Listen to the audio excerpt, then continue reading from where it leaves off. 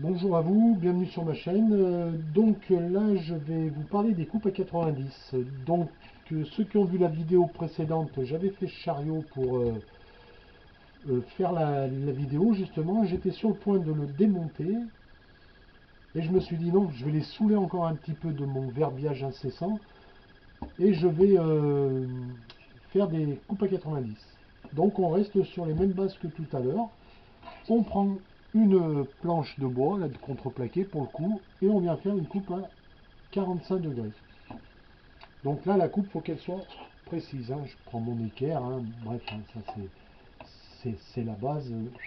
Et on coupe à la scie radiale, à la scie sauteuse. Donc il faut que ça fasse 45 degrés, hein. Donc voilà. Si là je suis à 90, forcément là je vais être à 40, à 45. Donc, pour faire ces coupes à 90, il y a un petit montage. Quand on n'a pas de chariot et qu'on n'en fait pas souvent, c'est pas la peine d'aller faire des dépenses inutiles ou du travail inutile.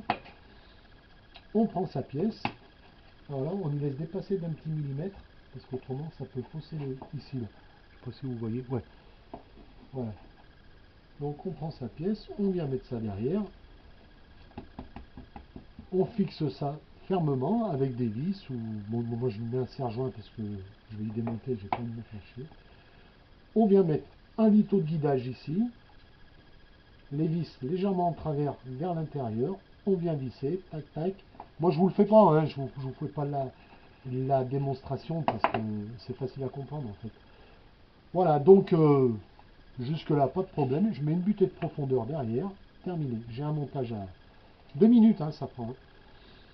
Voilà, et je peux avoir 3000 pièces et je viens les couper et j'ai des pièces parfaitement à 90 degrés. Jusque là, il n'y a pas de problème, hein. C'est la suite de la vidéo de tout à l'heure, des degrés, hein. Mais comme j'adore ça, j'ai pas pu résister de vous en faire une autre.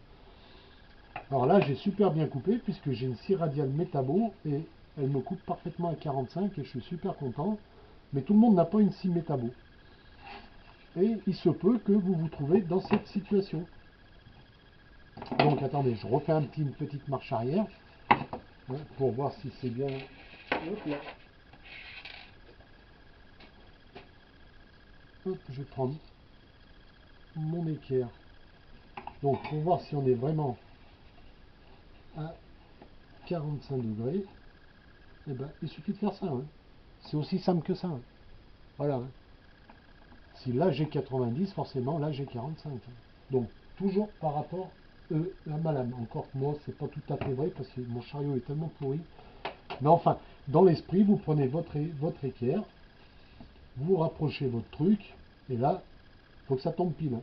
Voilà. Comme je disais, j'ai une super scie radiale, donc pour moi ça pose pas de problème, j'ai pas besoin de contrôler. Maintenant je viens avec celui-là et je refais la même opération et je viens poser mon équerre et je m'approche et je me retrouve dans cette position. Et là on est carrément, je ne sais pas si vous voyez bien la lame par rapport à la règle, je passe un doigt. C'est carrément une catastrophe. Eh ben j'en ai rien à foutre. Je décale mon guide, je cherche ça, je viens me régler ici, ça a rentré bien sûr, ou pas, fixé, mon guide est complètement de travers, complètement, hein. Là, par rapport à celui-là, il est complètement en travers. Et là, je suis sûr et certain que je ferai des super coupes à 45 degrés et 45 degrés qui me feront 90 degrés. J'ai aucun souci là-dessus. Voilà. Et pourtant, mon guide est tout en travers. Il n'y a pas besoin de calcul, hein. Une équerre, terminé. Bon, moi je prends celle-là parce qu'elle est... Alors, je vais pas faire de pub, mais elles sont super bien parce que cette partie est beaucoup plus longue que celle-là. Alors celles-là, elles sont très bien aussi, mais celle-là, elle bascule un peu. Quand on prend une mesure, ça bascule un peu, et celles-là, elles sont beaucoup... Alors surtout pour les 45 degrés, elles sont vraiment plus intéressantes, puisqu'elles sont beaucoup plus stables. Voilà, allez, je vous la refais vite fait. Hop, ça, j'ai plus qu'à me remonter. Je cherche mon 45 degrés ici, et je me retrouve avec un guide complètement de travers, hyper juste. Et là, vous pouvez y aller, hein, vous pouvez couper, hein, vous aurez 45 degrés. Hein. Vous ferez des assemblages pour faire des portes, des tableaux, ce que vous voulez. C'est magnifique. Ça veut dire, dans l'absolu, cette pièce-là ne sert strictement à rien. Voilà. Donc si cette pièce est faussée, que vous avez coupé, vous avez 40, bon là j'ai vraiment abusé, comme d'hab. Hein. Si vous avez coupé, vous avez 44 degrés ou 46 degrés, ben c'est pas un problème. Ne paniquez pas, ne recommencez pas. Bougez. Vous bougez, vous venez vous plaquer, terminé. Ah, putain, il faut tout le temps, ça, moi aussi il faut tout le temps que je bouge pour être bien centré. Voilà, c'est tout. Vous cherchez votre 90, tac, on tient.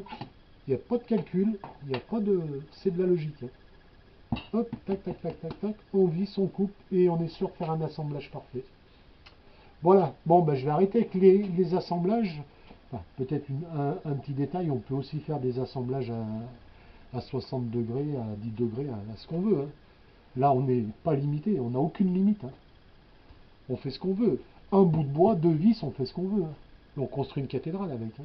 Ah, j'abuse un peu. Ok. Allez, salut et à bientôt.